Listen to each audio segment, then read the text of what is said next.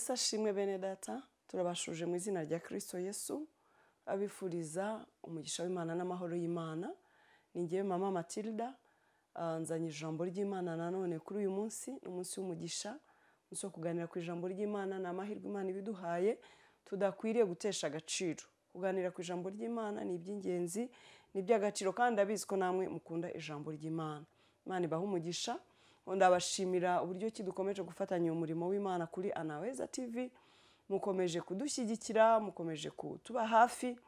Hari abatuganiriza mu gikari bakatubwira uko bibamereye, burya ijambo ry'Imana ribafasha. Hari ibyo tubona muri comments. Ni ukuri muri ab'agaciro. Abakoze subscribe, Imana ibahe umugisha. Abatanga za comments, mukomerezaho. Bituma umuntu amenya uko ibyo akora bimeze. Bituma umuntu agira akabaraga ko gukomeza gukora, akavuga ati burya ndi kumwe n'abantu, ibyo nkora bibafitiye akamaro, bikansubizamo imbaraga. Imana ibahe umugisha rero mwese abo dufatanya uyu murimo w'Imana. Mujye mwibuka gusharinga ijambo ry'Imana ryagufashije ntukagihererana. Imana ibahe umugisha. Reka rero dusenge tuganire ku ijambo. Turagushimiye Nyiringabo, Imana ikomeye, Imana nziza, Imana idukunda ikatwitaho. Tugushimiye ko waduhaye ubuzima. Mwami Imana, ntabwo tubifashe nk'ibisanzwe, ni iby'agaciro kuba turi bazima, kandi tukaba tugeze mu mwanya wo kuganira ku ijambo ry'Imana. Ushimwe, uhabwe icyubahiro ko kiduhaye inyota n'inzara yo gukunda ijambo ry'Imana. N'ubuntu Mwami Imana tudakwiriye gukerensa, ko hari benshi badafite n'umwanya wo kumva ijambo ry'Imana.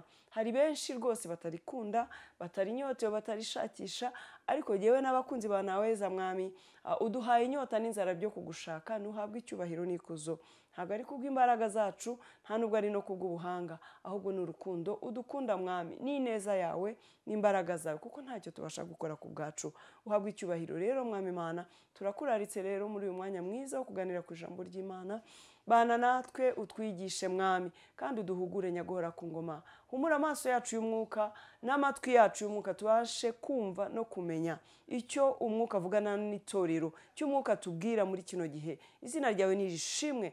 Tugirire neza twese, kandi uduhe umugisha twese, tukubone Mwami Imana mw'iri jambo, tukubone tubone ineza yawe n'urukundo rwawe. Urakoze Uwiteka Imana. Mwuka wera w'Imana niwe mufasha w'ukuri, ni wowe uduha gusobanukirwa no kumenya. Tuguhaye ikaze rero, imitima yacu yagukiye kumva, tuguhanze amaso, utugirire neza. Icyubahiro ni cyawe Mwami Imana, mu izina rya Kristo Yesu, amen amen. Bene data, reka dufate Bibiliya zacu tuganire ku ijambo ry'Imana. Haleluya.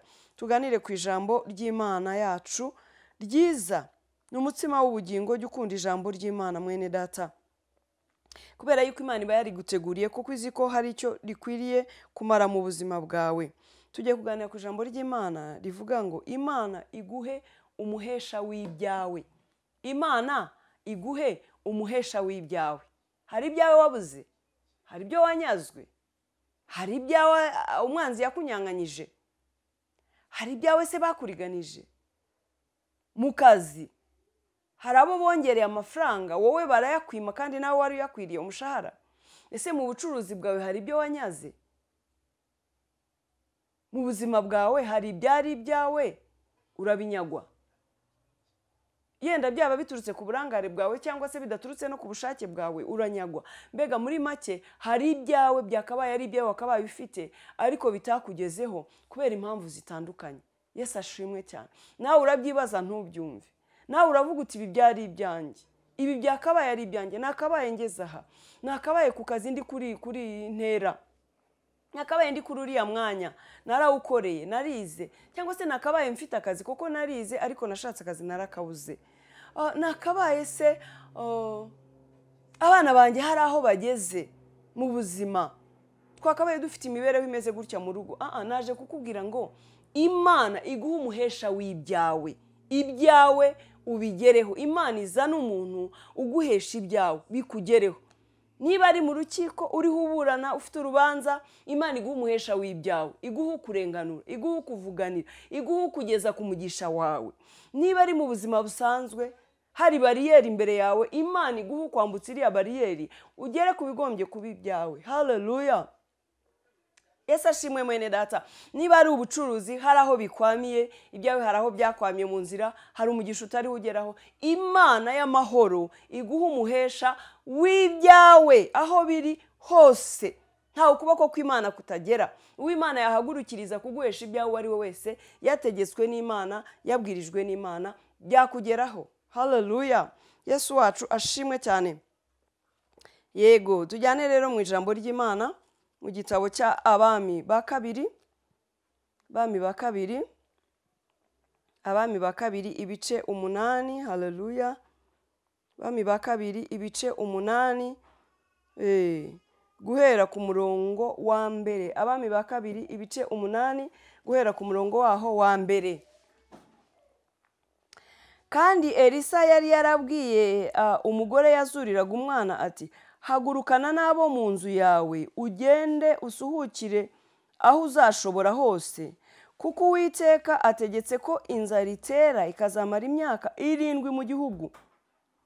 Nuko umugore arahaguruka abigenza atyo, akurikije ijambo ry'uwo muntu w'Imana, ajyana n'abo mu nzu ye asuhukira mu gihugu cy'Abafilisitiya, amarayo imyaka 7. Yesu ashimwe cyane. Hari umugore nk'uko tubyumvise, umukozi w'Imana yari yarazuriye umwana, kuko yari inshuti ye, yaramucumbikiraga. Uyu mugore yitaga ku mukozi w'Imana. Tujye dukunda kwita ku bakozi b'Imana. Haleluya. Abakozi b'Imana baduhesha umugisha, n'abahesha b'umugisha. Haleluya. Tujye dukunda kubitaho. Rero uyu mugore yari yaracumbikiye Elisa igihe kirekire mu nzu ye. Elisa yari umukozi w'Imana, turamuzi, yari umuhanuzi akorera Imana. Uyu mugore rero yaramucumbikiraga akamwita, ngo yari yarubatse, bari bafite inzu, noneho ngo aza kubwira umugabo ati, mbonye yuko uyu muntu ari umukozi w'Imana. Usomye igice cya 7 wabibona. Kamanuka ku cya 8 wagenda ubona uburyo uyu mukozi w'Imana, uyu mugore yari yaracumbikiye umukozi w'Imana witwa Elisa. Usomye iki gice cya 7 cya 6 wagenda ubona imirimo y'uyu mugore myiza. Rero igihe kigeze hatera inzara. Elisa yibuka ko uyu mugore ari umuntu mwiza, yibuka ibyo yamukoreye. Aramubwira ati, yewe madamu, dore hagiye gutera inzara muri kino gihugu. Suhuka, haguruka, ushaka aho uhungira wowe n'umuryango wawe, mujye kubayo, kuko inzara ije izamera nabi, izagirira nabi abantu. Abantu bazicwa n'inzara. None wowe urumva imirimo myiza ituma dutabarwa. Umukozi w'Imana yaramuburiye kubera imirimo myiza yakoze. Yesu ashimwe cyane. Urabyumva? Aramubwira ati, kandi Elisa yari yarabwiye wa mugore yazuriraga umwana ati, hagurukana n'abo mu nzu yawe ugende usuhukire aho uzashobora hose, kuko Uwiteka, byumve, kuko Uwiteka ategetse inzara izatera ikazamara imyaka 7 mu gihugu. Nuko uwo mugore arahaguruka abigenza atyo. Uyu mugore hari n'ikindi gihe yigeze kugira ibyago, umwana we Elisa yari yarahanuye w'umuhungu arapfa, Elisa aramuzura kubera imirimo y'uwo mugore. Niyo mpamvu wumvise ngo Elisa yari yarabwiye wa mugore yazuriraga umwana, n'ubundi niwe wari waramuzuriye umwana, kandi nawe wari waramuhanuye w'umuhungu. Uwo mugore ntabwo yari afite umwana w'umuhungu, kandi we n'umugabo we bari bashaje. Ariko kubera imirimo myiza yakoreye Elisa, yo kumucumbikira, kumugaburira, kumwitaho igihe yaje ku murimo w'Imana, bituma amuhanurira, avuga ati, umwaka utanga iki gihe uzaba ukikiye umwana w'umuhungu. Umugore atinda kubyumva kuko hari yashize imyaka myinshi, ariko ijambo ry'Imana burya igihe cyose rirasohora. Ijambo ry'Imana ryamusohoreyeho rero abyara umwana w'umuhungu nk'uko umukozi w'Imana yabivuze, ariko igihe kigeze burya turarwanywa. Igihe kigeze wa mwana arapfa. Apfuye kuko yari umwana w'isezerano. Nanone Elisa aramuzura. Noneho rero aramubwira ati, dore muri kino gihugu hagiye gutera inzara. Haguruka usuhuke, ugira aho ujya wowe n'urugo rwawe, kubera yuko inzara igiye gutera izamara imyaka 7, kandi izaba ari inzara mbi cyane. Yesu ashimwe cyane. Nuko umugore arahaguruka abigenza atyo, akurikije ijambo ry'uwo muntu w'Imana, ajyana n'abo mu nzu ye asuhukira mu gihugu cy'Abafilisitiya, amarayo imyaka 7. Arahaguruka n'umugabo we n'abo mu rugo rwe bose basuhukira mu gihugu cy'Ubufilisitiya, bamarayo imyaka 7 bahunze inzara. Iyo myaka 7 ishize, uwo mugore arasuhuruka ava mu gihugu cy'abafilisitiya araza atakambira umwami kubw'urugo rwe n'igikingi cye. Imyaka 7 ishize, koko umukozi w'Imana yari yarambwiye ko iyo myaka 7 ari bw'inzara izaba imeze nabi. Imyaka 7 ishize umugore aravuga ati reka dusubire mu gihugu cyacu. Yesu ashimwe cyane. None imyaka 7 ishize arahaguruka we nabo mu rugo rwe bose basubira mu gihugu cyabo. Reka wumve rero ukuntu Imana yamuhaye umuhesha w'ibye byose. Iyo myaka 7 ishize uwo mugore arasuhuruka ava mu gihugu cy'abafilisitiya araza atakambira umwami kubw'urugo rwe n'igikingi cye. Araza atakambira umwami kubw'ubutunzi bwe, kubw'imirima ye, kubw'amazu ye, ibyo yasize byose. Araza atakambira umwami kubw'ubutunzi bwe bwose. Umva uko byagenze. Yesu ashimwe cyane. Murongo wa 4 aravuga ngo muri uwo mwanya umwami yavuganaga na Gehasi umugaragu w'uwo muntu w'Imana amubwira ati ndakwinginze untekerereze ibikomeye Elisa yakoraga byose. Wumva ukuntu Imana igishyiraho impamvu. Iyo Imana ishatse gutabara umuntu wayo ntabwo ibura inzira icishamo, ntabwo ibura uko ibigenza. Mu gihe uwo mugore agarutse mu gihugu n'umuryango we asanga umwami ahagararanye na Gehazi. Gehazi yari umugaragu wa Elisa, niwe wamukoreraga, niwe wabanaga nawe. Na cyagiye acumbitse kwa wa mugore yari ari kumwe na Gehazi. Igihe Elisa yaracumbitse kwa wa mugore yari ari kumwe n'umugaragu we Gehazi. Ibitangaza byose Elisa yakoze muri rwa rugo yari kumwe na Gehazi, n'ibyo yakoraga ahandi hose Gehazi niwe wari umugaragu we, yari abizi byose. Mu gihe wa mugore agarutse asanga umwami ahagararanye na Gehazi, wa mugaragu wa Elisa, ari wamubaza ati ariko ko numvaga ko Elisa yari umukozi w'Imana yakoraga imirimo n'ibitangaza, wambabarira ukambwira ibintu Elisa yakoraga? Wabimbwira? Yesu ashimwe cyane. Wambwira imirimo n'ibitangaza yakoraga, ko njya numva ngo yakoraga ibitangaza Imana yaramukoreshaga. Muri uwo mwanya umwami ahagararanye n'uwo mugaragu ari wamubaza ibyo Elisa yakoraga, uwo mugore barahageze. Aza kumutakambira ati mwami ibintu byanjye nari narasuhutse naragiye mu gihugu cy'Ubufilisitiya, none ndagarutse inzara irashize, m'ibyanjye byose ndakwinginze ngo mpabwe ibyanjye. Asanga ahagararanye rero n'uwo mugaragu ari wamutekereza ibyo Elisa yakoraga. Wumva ukuntu Imana igikora ibitangaza. Kwa gutuma ya nzira yo gutuma wa mugore ari bubone ibye, Imana ikoresha wa mugaragu ahagarana n'umwami arimo amubwira ibitangaza. Burya Imana ntago yabura aho inyuri gutabara. Inzira zose ni iz'Imana. Uburyo bwose yashaka kunyuzamo, aho yashaka gucisha no yashaka gukoresha, yagutabara. Umugore ahageze, reka wumve di. Nuko agitekerereza umwami uko yazuye umwana wapfuye, uwo mwanya uwo mugore yazuriraga umwana abaraje. Mu bitangaza yabanje kumubwira Gehasi, yabanje kubwira umwami, yamubwiye ko hari umwana yazuye w'umugore, umugore wakoraga imirimo myiza. Akibivuga uwo mwana wazuwe, nyina abarahageze. Ariko urumva ibyo bintu ushobora kumva yuko byapfuye kubaho, nuko Imana yashakaga kugira ngo wa mugore asubizwe ibye. Kuki ari cyo gitangaza Gehasi yabanje kubwira uyu mwami? Nuko Imana yari yabonye ko wa mugore aje, ishaka kumuhuza n'umwami acyumva ibitangaza umukozi w'Imana Elisa yakoze. Uwo mugore nawe abarahageze kugira ngo avuge ati dore nguyu wa mugore nakubwiraga. Uwo mwanya uwo mugore barahageze aje gusaba ibye. Imana igishyiraho inzira y'ubutabazi. Ntukibaza Imana izanyu iri gutabara.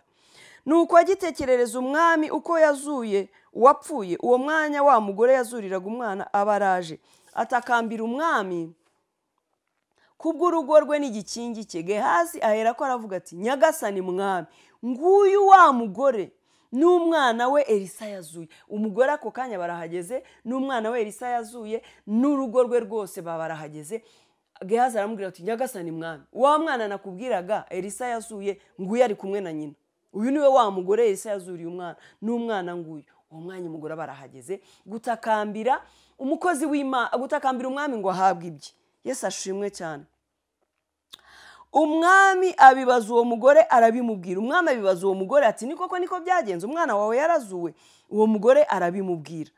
Umwami aherako amuha umutwareho umuhesha, aravuga ati umugarurire ibye byose n'ibyo basaruye mu mirima ye byose, uhereye ku munsi yahaviriye ukageza ubu. Haleluya!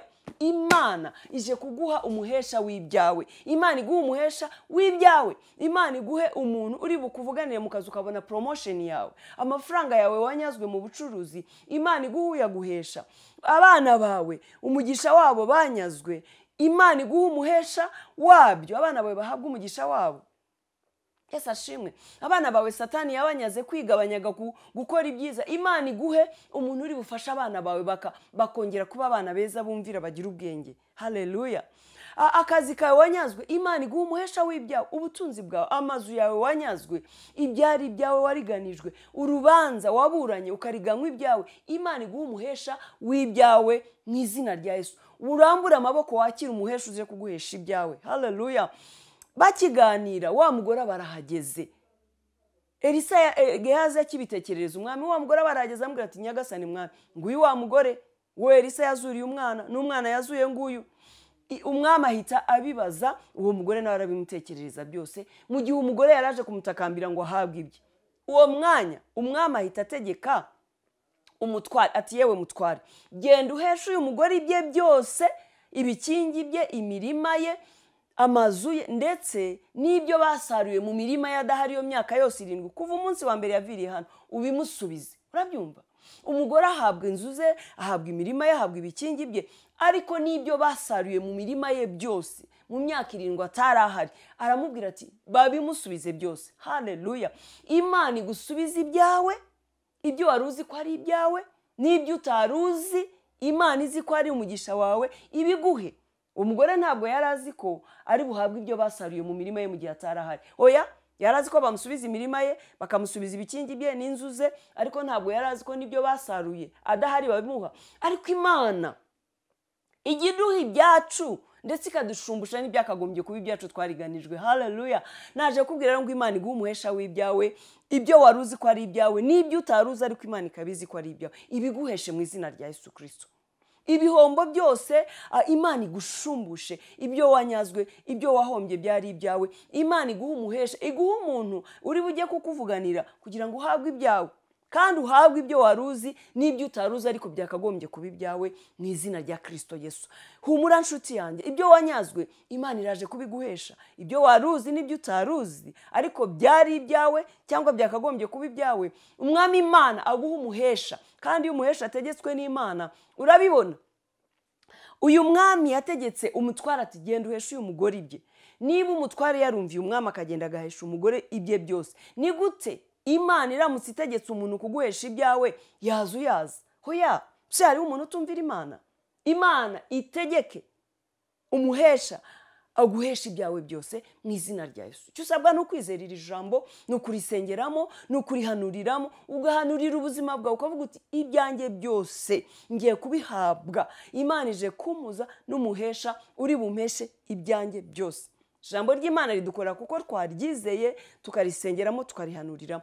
Akira umuhesha w'ibyawe mu izina rya Kristo Yesu. Ibyo waruzi n'ibyo utaruzi ariko bigombye kuba ibyawe, Imana iguha umuhesha wo kubiguhesha, kandi nawe ugira amaboko yo kubyakira n'umutima wagukiye kwakira. Imana iguha umugisha. Mana, turagushimiye ko uzanye abahesha b'ibyacu. Uyu mwene data wanyazwe ibye, wariganijwe ibye, ndagushima ko uzanye umuhesha wo kumuhesha ibye kandi byose, ibyo yarazi n'ibyo atarazi. Urakoze mwami ko wowe umenya ibikwiriye kuba ibyacu, imigisha yacu twariganijwe, kandi ukayiduhesha. Koko uri umukozi w'umuhanga, uzi ibikwiriye kuba ibyacu. Mana, ndagushima kuje guha abana bawe ibyabo, kuje kubashumbusha ibyo banyazwe. Ushimwe kubw'umuhesha uzanye. Nanjye ubwanjye nakira umuhesha uje kumpesha ibyanjye, kandi abana bawe nabo ndabasengeye ngo bakire umuhesha uje kubahesha ibyawe. Urakoze mwami kutajya wemera yuko dukomeza kuriganywa ibyacu. Urakoze kujya ushyira inzira aho tutazibona. Ushimwe ko wahuje mwami Imana nzima umutware na Gehazi kugira ngo baganire. Uriya mugore agasanga baganira, bigatuma habwa umutware ujya kumuhesha ibye kandi akakira ibye byose, ndetse n'ibyo basaruye mu murima we atabizi. Uko niko uje kudushumbusha n'ibyo tutari tuzi, twanyazwe tutari tuzi ko ari ibyacu, ndetse ukaduha n'ibyo twari tuzi ko twanyazwe. Uri Imana izi byose kandi ishobora byose. Urakoze mwami, abana bawe baha umugisha, babona ibyabo, nzumva ubuhamya bw'imirimo n'ibitangaza wakoze kubwira ijambo. Icyubahiro no guhimbazwa n'ibyawe mu izina rya Kristo Yesu. Amen. Shalom shalom bene data.